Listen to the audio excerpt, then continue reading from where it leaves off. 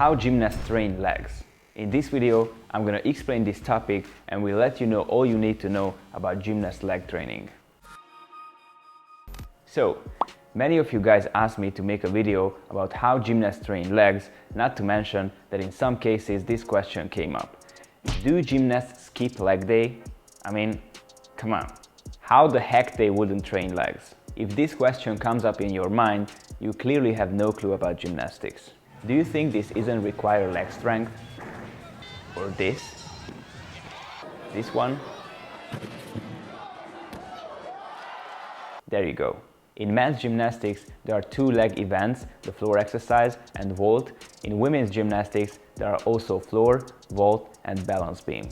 These events are leg dominant, so gymnasts use mostly their legs doing sprints, jumps and landings while doing their routines. Of course, these require great leg strength. No matter if we talk about floor exercise or vault, gymnasts need to be really explosive on both of these events.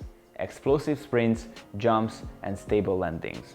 Just take a look at any of these routines and you will understand that these can't be done without strong legs. Does this mean that gymnasts will have huge, massive legs because of these? Apparently not, and I'll tell you why in a bit, just keep listening. Same as on other apparatuses, so on these, not only muscle strength what's important, but joint preparation is also key.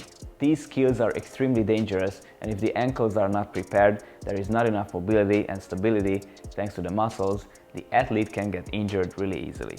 Despite the precise preparation, unfortunately, it still happens sometimes. So gymnasts do prehab work also in terms of legs. They need to build up a decent basic strength to be able to do their skills. Beyond the basics, the most important is explosive strength, which they develop with strengthening exercises and with the actual skills they do.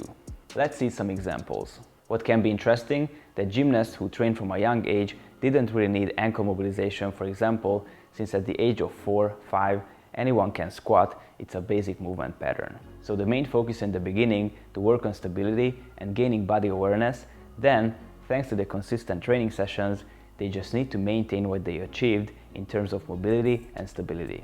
So prehab exercises mostly have a maintenance and injury prevention role that they do with different walks as part of the warm-up.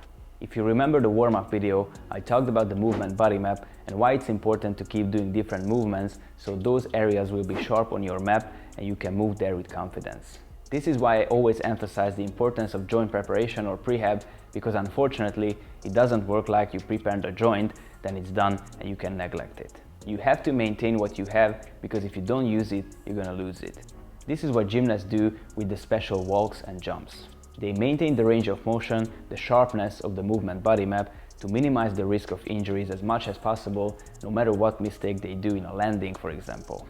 As part of their strength training, they also use basic movements like squats, lunges, Cossack squats, Bulgarian squats, squat jump variations, box jumps and landings.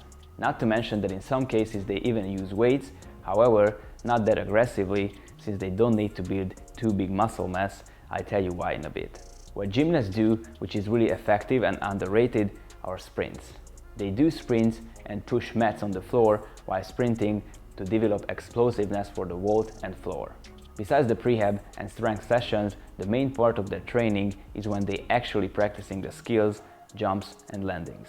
This is what they do in general, and now let's answer the question that everyone cares about. Why gymnasts don't have huge legs? I don't want to be offensive, but anyone who can think just a little bit probably already knows the answer. Gymnastics is all about relative strength, which means gymnasts need to be able to move their whole body weight with ease. And the heavier their body weight is, the harder the routines are, no matter if the weight comes from the legs or any other body part. I already talked about this in one of my previous videos, and I know it may have been surprising.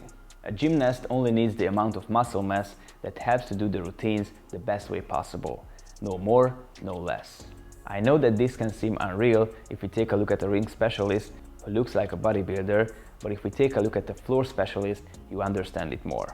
In my opinion, even if ring specialists mostly need upper body strength, they are still proportional because they also train legs. However, those legs won't be huge, of course. We can tell the same about the pure calisthenics or street workout athlete who are usually criticized about their legs. There might be some athletes who don't train legs at all, however, it's really rare, and the criticism is most of the time over-exaggerated. I would want to see the person who criticizes to sprint, jump, and land as gymnasts do. We always need to keep in mind what the goal of an athlete is. I think most athletes and trainers, even hardcore bodyweight enthusiasts, can agree that if you want to have really muscular legs, you need to use weights. You surely can build healthy, strong, and muscular legs with bodyweight only, but you can hit plateau pretty quickly, and if you want to have more gains, you need to go on with weights for sure. But this doesn't apply to gymnasts and most bodyweight athletes, especially if they are really into static and dynamic skills. This is what most people need to acknowledge and accept before making stupid statements or call-outs. Furthermore, if someone gets jealous about a gymnast or street workout athlete doing awesome stuff with healthy-looking lean physique, it's always gonna be easier to make a comment on his legs. Just get over it, because a gymnast or street workout athlete will never have the same legs as a bodybuilder, same as a bodybuilder will never do flips, strength skills, or one-arm chin-ups, so it just doesn't make sense to criticize that. We could even say why bodybuilders can lift the same weight as powerlifters. This just shows the lack of knowledge. So this will be a summary of the leg training of gymnasts. If you want me to make more videos about this topic, subscribe so you won't miss the future videos about prehab and the top gymnast leg exercises. If you're interested in the complete gymnastics method system, you want to get access to all of my programs, tutorials, series, and much more, plus you want me to help you personally in the private community, click the link below and get started today. Thank you so much for watching. I hope you found this video helpful. If you did so, please like, share, and write a comment what do you want to see in the next videos. If you don't want to miss the new videos, subscribe with notifications on, and see you next week in the next video.